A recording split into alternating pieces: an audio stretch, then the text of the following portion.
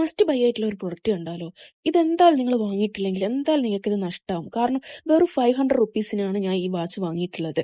അത്രയും ഒരു ടോപ്പ് ക്വാളിറ്റിയിലാണ് ഈ വാച്ച് എനിക്ക് കിട്ടിയിട്ടുള്ളത്.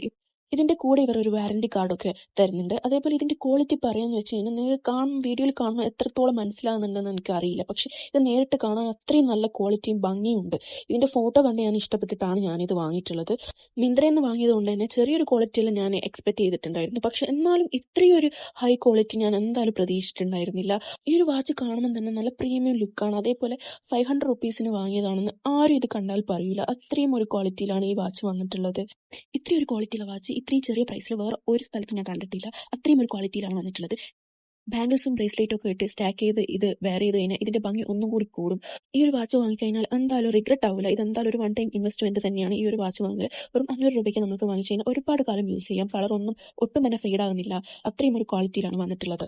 ട്രേസ്ബെറി എന്ന് പറഞ്ഞിട്ടുള്ള ഒരു ബ്രാൻഡിന്റെ വാച്ചാണ്. മുമ്പ് ഈ ബ്രാൻഡിന്റെ ഒരു വാച്ച് ഞാൻ വാങ്ങിയിട്ടുണ്ടായിരുന്നു.